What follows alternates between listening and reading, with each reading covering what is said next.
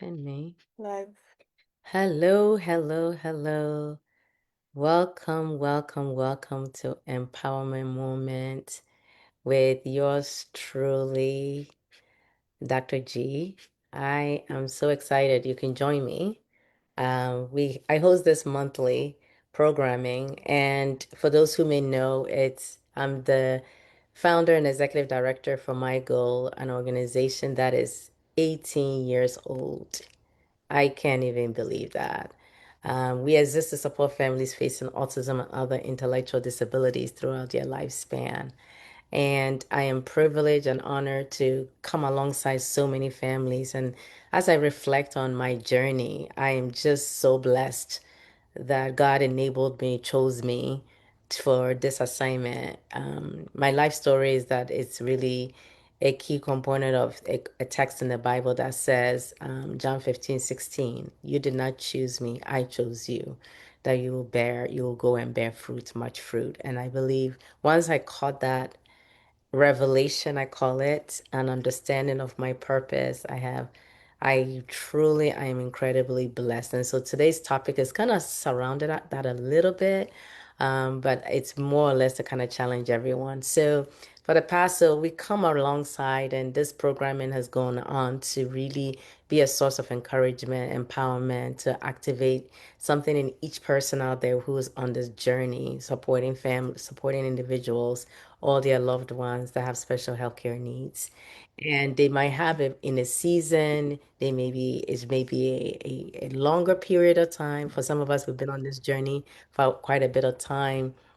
But I will say this, I am just thankful every day. Hey, Ronke, thank you for coming in. So we're in the Zoom room, and we often get a chance to really have some people who join in from that perspective. So I'm going to spotlight myself here. Um, but essentially, I look forward to being able to talk to families, and the best part of this journey has been walking alongside of some of the children that when I met them, maybe we're nonverbal, maybe we're having challenges, and now I see them and they're doing amazing, amazing, amazing, amazing. I see the siblings and I'm just like, God, this is truly, truly, truly a blessing. So I know you chose me for the purpose, and I also want to activate that, encourage others. And that's why I mentioned Aderanke, because I'll be throwing she's hiding behind the camera, but I'll be throwing some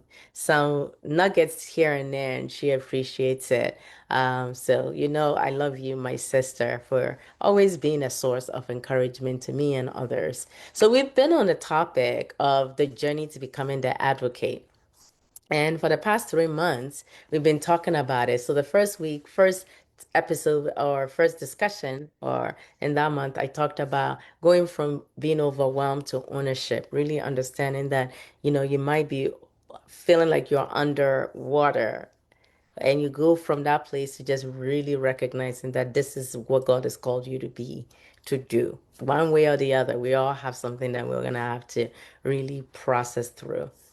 And then the next month, I talked about understanding our systems and the rights that we have in both the educational system and also in the healthcare sector. This is where we often find that we're gonna have to really use our advocacy toolkit, pull it out, and start to use it. So it's really, really important to know that you can go from a place of just being overwhelmed to ownership to then really understanding the systems that you're operating in, and then to the place where you see your rights. And I also want to welcome Pat, who's joined us. Thank you, Sister Pat, for joining again and again. These are my folks that are always consistently there as a means of support. I appreciate you Hello, so much. everyone. Appreciate you so much. So we're Appreciate you continuing too. this conversation, and then last month we talked about in the journey of becoming an advocate, finding your voice and then communicating with confidence, not letting anything really stop you from being able to speak your mind. Clearly, you have to be very strategic on how you do that, and when you do it and how you do it. And it's so, so, so important to know that. But today we're going to talk about something much bigger. because we're moving from the place of just being an advocate for your child to becoming the leader within your community. So in this fourth part, I called it from the advocate to the leader who builds community and creates change. Going from just advocating to being the leader and seeing yourself as a leader who is a change agent and who is a legacy builder and who really impact communities. That is what we are. That is what we form. So that's why at the top of the hour I said, founder and executive director. I never in a million years, if you know my story, um, going to pharmacy school, never in a million years knew anything about nonprofit work, knew anything about support groups. But as we enroll in this conversation, you'll see how this became my life story, and a number of people who are even on this line, that's their life story. And that is part of my desire to see as many, many, many people move from that place of just feeling overwhelmed to the place of just becoming a voice, to then seeing that your legacy will outlast you beyond just what you do for your child. So when I say the word leader, some of us may say, or some of you may immediately think, that is certainly not me. You may think that leadership only belongs to people who hold a title or who lead an organization or who speak at conferences or advocate that, belongs to, policy level but leadership is more than that. Leadership is simply what John C. Maxwell call it, influence. How do you influence people? Some folks, the two amazing women that I mentioned their names at the top of this hour, I always joke with them that these are two of the most influential people I know. We go to the same church community because I see them at a lot of the people's events. Why? Because they have impact. They're influential. And therefore, there's a desire for people to invite them to be a part of their community, part of their celebration. That's what happens. That's who is a leader. A leader is someone that people feel, I can connect with this person, I can talk to this person. And so we have to see ourselves that way, that our role and our walk is to go beyond just feeling so bad for ourselves, to be able to speak up for yourself, and beyond just speaking out for yourself, also being able to impact others' lives. And then in that way, we create a community that is so necessary. So leadership is using your experience, you and I, our experiences to help someone else and choosing to intentionally create connection instead of isolation. You know, when we think about leaders, we think about a lot of powerful leaders especially in the special needs community. But most of them never set out to even become a leader at all. Like I said to you, I use my title, but I don't lead with that anywhere. To me, it's just like if I'm in an environment and I see there's an opportunity to speak up, I will. I'm actually even being these days very intentional to empower others in my sphere of influence to speak up for themselves so that I'm not the one only speaking. And that's really when you start to move there up on the leadership rank. In a way, you start to understand that you don't always have to be the one speaking. Sometimes your presence alone could be all that is necessary to get the change to occur because people know that you can be trusted.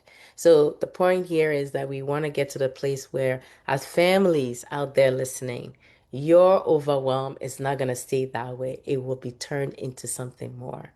So the point when as you walk this journey, if you've learned something along the way, the goal is then to be able to share it. If you found a resource, the goal is to be able to pass it on to someone else. If you sat beside a parent that's going through a difficult season, that is really what that is, a leader. You are that. So have you ever found a resource and shared it with another parent? Have you ever come across something really amazing? You're like, I know the person that would need it. If that is you that I'm describing, guess what? You're a change agent. You're a leader. If you ever spoke up, that for change to occur, that's you. So, what I will ask you to think about or ponder about, and I'll throw even in there for those who are in here. And if you're watching us live on Facebook or any of the other social media streams, my question is, who helped you when you first began this journey? Who helped you? Think back for a minute. What advice or encouragement made a difference for your family? and how my those experiences now help somebody else. So I'm throwing it out there. So I don't know if any of you want to come off of mute. You're certainly welcome to answer that question. Who helped you when you first began this journey? Pat, do you have something to say?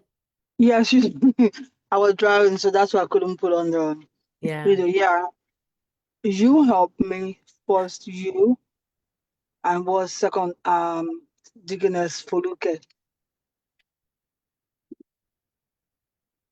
Yeah. That goes to tell you that, oh, Aderanke said me. Yeah, I know. I got a little bit, I do what need to be done, yes. then take it from there. Then I came to you. Okay.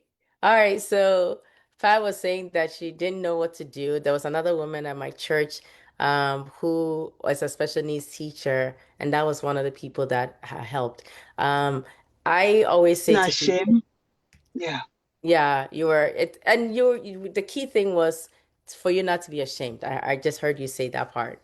I Yes. think you were going in and out, but yeah, I think one of the key points is recognizing that there are people who are walking the journey in front of us, beside us, and people who are behind us.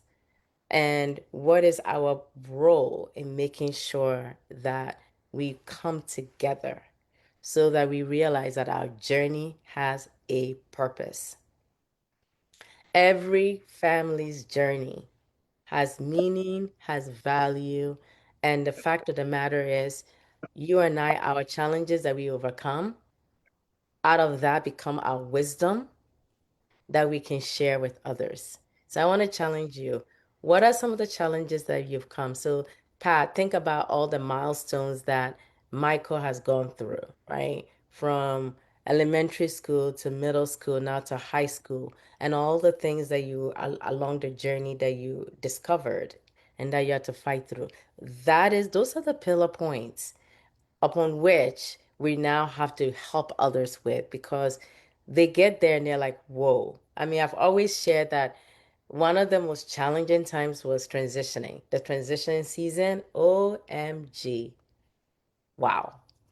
And transition happens at different seasons of life, right? But with each one of them, what I love is that the community that we're part of, people who are willing to help.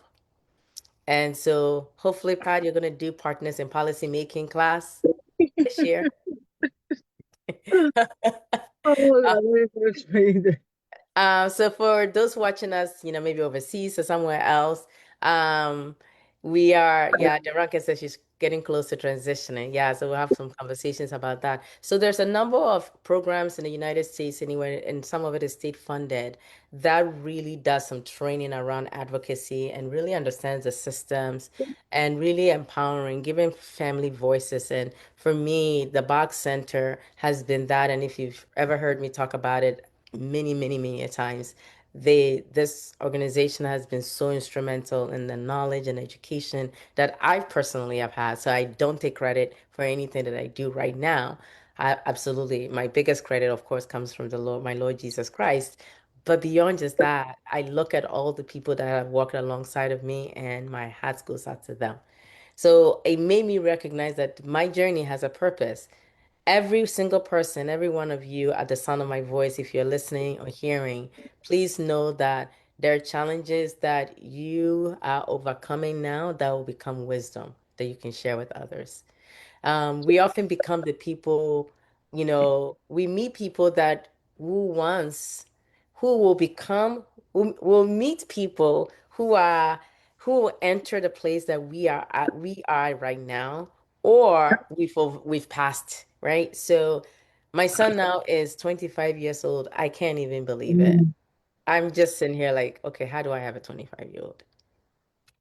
And in that 25-year-old amazing young man, the journeys of walking with him, his experiences, his love, his passion, the things that we've learned, we are now transitioning and sharing that with others as well. So that's really, really important. So, one, the key point here is to becoming a leader, knowing that one, my journey has a purpose. I want you to write that down. I want you to note that down. For somebody, you're going to write a book about that, and you're maybe that's going to be the title of your book. My journey, my journey has a purpose, and whatever experiences that I've gained is going to be a wisdom for someone else. Let me say that again. Whatever experiences, challenges you overcame, that experience is for someone when you share it with them, they're going to be like, oh my goodness, that is so wise. That's exactly what I needed. So know that. So that's why I want you to write what that experience was. What did you learn from it? And guess what? There's somebody out there. I mean, Aderanke, one of these days, I'll have you share a little bit about the book you've written, because that's your journey and that's the tool that you're going into to share with others as well too. And the point there is that the experiences now translates into something else. So what are some of the practical ways that you can really express these leadership things, right? We talked about some of the ways to share resources. What are some of the really important information that you've received that you think this is a must have, is a must need, and I need to make sure other people have it? Think about that and share that. My goal is just to support families facing autism, and we create connection and we provide resources on our website, on our YouTube. We have a plethora of over 18 years of content that we have there for families, and not all relegated to New Jersey. They are all across the board. So share resources. What about helping somebody else go into an IEP meeting? Do you know that you can just go there and sit there? Your presence alone, the look alone, may be really, really important. How about offering emotional support? You don't have to say a whole lot. Just say, I understand. Be there for that family. How about mentoring informally? Some of the families that are just getting on this journey, it's not one that's easy. And you see and hear it, you have to be a blessing. One of my absolute favorite scriptures, every month I talk about one of them. Second Corinthians 1, verse 3 and 4 says, praise be to the God of all comfort, who comforts us in all our troubles. And with that same comfort that we receive, we will comfort others. So whatever you're going through that God comforted you with, you will be that for somebody else. And that's really the premise of what we're having this conversation about today, right? So God uses our experiences to help others. The comfort that we receive, the strength that we gain, become a source of encouragement. I can't say that enough. Any moment that I just felt overwhelmed or down, I'll look up and, scripture says, when I look up onto the hills, where does my help comes from? My help comes from the Lord, the maker of heaven and earth. He will not let you slip. He will not let you fall down. I do that, and all of a sudden I'm up about. As much as I love coming on this camera and sharing, trust me, I'm like, do I have to do this? God, do I have to do this? And then just when I'm like, what am I going to talk about? He makes a way for me to share and talk about the things that are so crucial. So, difficult seasons of life can result in us developing the spirit of compassion, developing wisdom, and a heart of service. I promise you this, your experiences is a lifeline for somebody else. So your experiences are not in vain. It's a lifeline. So first point was your journey has a purpose. The second point is your experience is a lifeline for somebody else. My experience is a lifeline for somebody else. Another point is your advocacy will break isolation in the community. There's some people who are feeling very isolated right now. You know why? Because the schedule is busy, therapies, going from here to here, dealing with all issues, family members that may not understand them. You don't get invited to events, so many things. And we get to come alongside of them and be that source of emotional health and support. And by creating encouragement, by sharing, by really demonstrating that we understand what you're going through, practically saying, hey, I will come by, I'll come with you to the store, and just really offering them that what you're seeing right now is not the end of the matter for your loved one. It really is not, right? So we want to ensure that no person out there navigate the journey alone, that really sharing the walk, sharing the journey will reduce the feelings of loneliness. And so our goal is to create a community that creates opportunities for mutual learning and support. And that is what we're supposed to be together. So, as an organization, as a community, as a woman of faith, I come alongside of you to say, hey, you're not alone. And you never. And my least favorite word that people use for me is like, I know you're busy. And I always say to them that, did you give me work to do? Is that why you think I'm busy?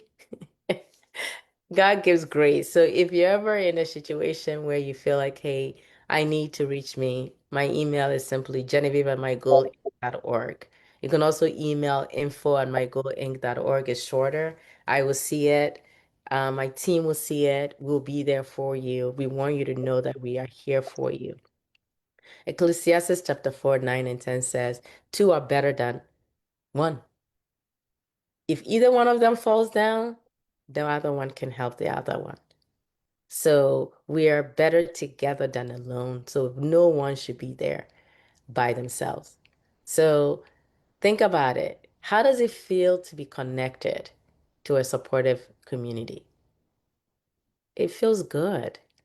When people say, hey, how are you? I missed you. I haven't seen you in a while, right? Let me call this person. Hey. And by the way, if you haven't seen someone that you normally see somewhere in a while, text them. Let them know, hey, you just, I was just thinking about you. And one of the things that I've learned to do is whenever I think of someone, then I need to text them right away. Because otherwise I'm like, oh, I'll call later and I'll forget. So text and say, I'm praying for you, thinking about you, praying all is well, asking that if you ever need anything, I'm here for you. Please, let's do that for each other. Because sometimes people, just that text reminds them that they are cared for and loved, right? So, our goal here is for us to be a source of support for one another.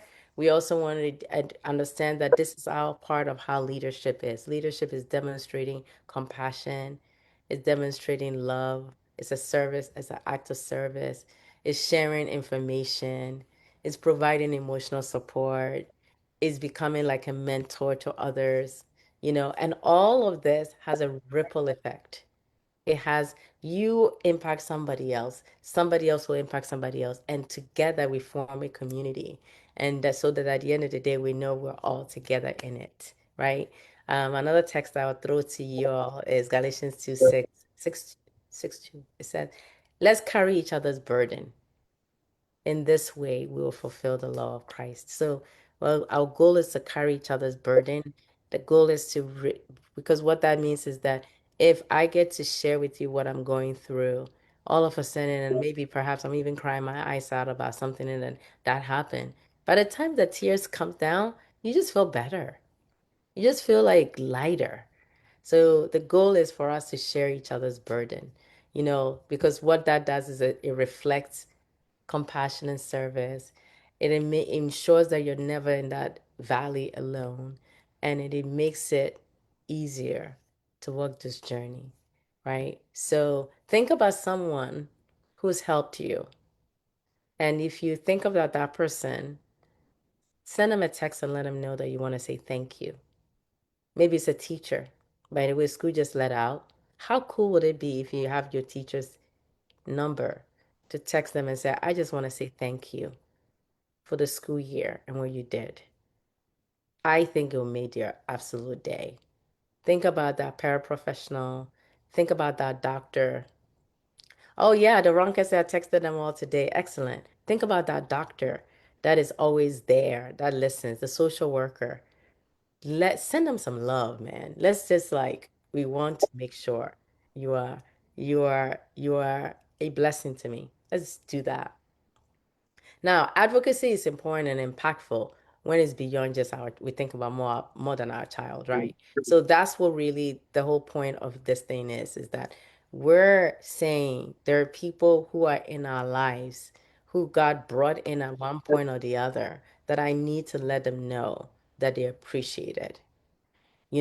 Parents, loved ones, teachers, therapists, that's the community. Let's recognize them. Let's appreciate them. Let's foster that community. And that is the way that we can continue to form the community that we are in. So, one of the key things that as I'm starting to round up, I've been like verbose, is think about what we're doing is creating a legacy that will outlast us when we're intentional about being a help to someone else, what we're doing is building a legacy by creating this community. So part of our task is to say, if God forbid something happens and I'm no longer on this side of the earth, well, how would I be remembered? What change, what impact did I leave behind? And you know what? It starts now. It's not when you're 40. It's not when you're 50. It's not when you're 60. It's not when you're 70. It is what you're doing with your time now, which is encouraging someone, texting that person, sharing that information, providing that support, creating that. That is what is important. You're ensuring that someone else's life is better because you went from being overwhelmed to becoming their advocate to now be the blessing to someone. Galatians 6:9 says, let's not get tired of doing good because at the appropriate time, we will reap a harvest. Guess what the harvest is? Blessings.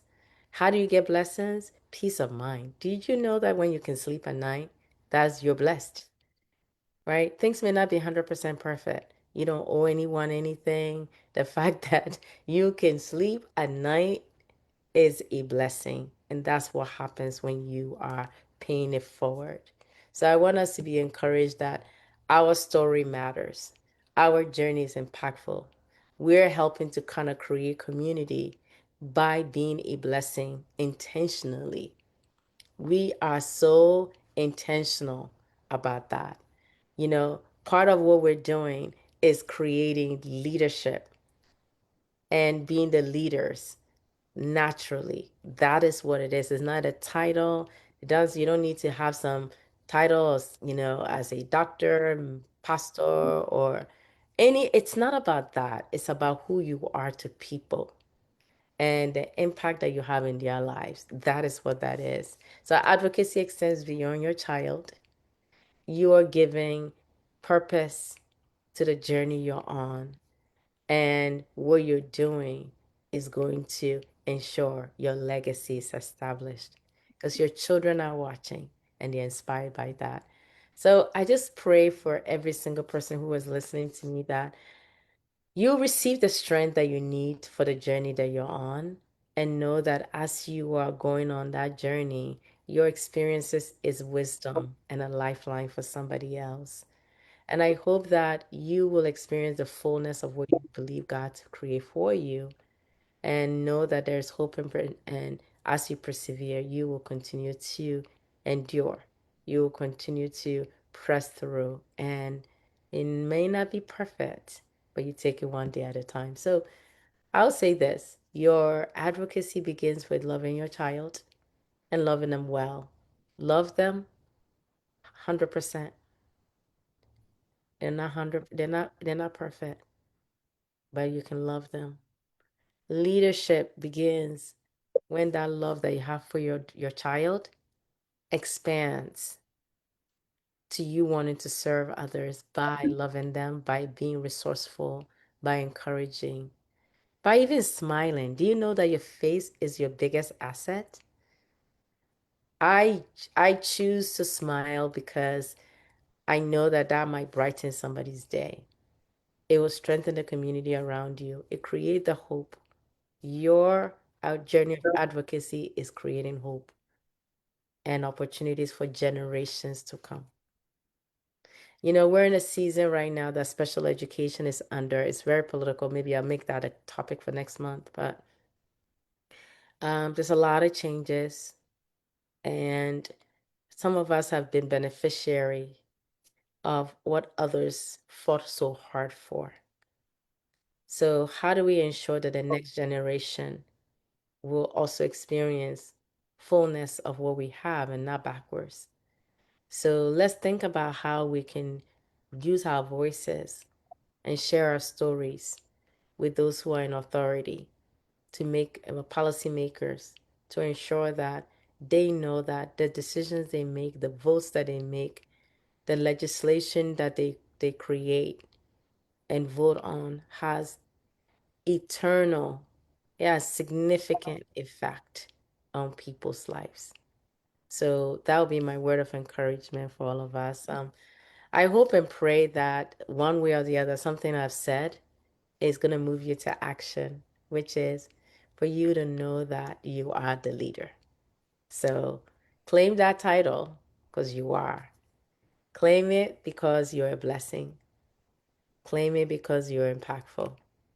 Claim it because legacies are going to be created out of you. And that will be all she wrote from this side. Um, Ronka, thank you for your comment.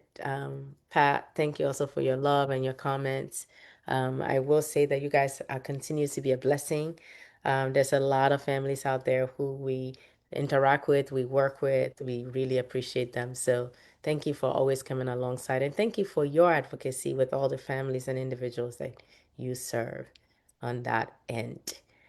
All right, so Nife, we're going to turn it over to you. So questions or comments, email us at info@mygoalinc.org. Yes. And let us know what you would like to see us do more of. We have what topics, we're in the summer hiatus, so we're not doing it as an expert, but the as an expert will come back in September.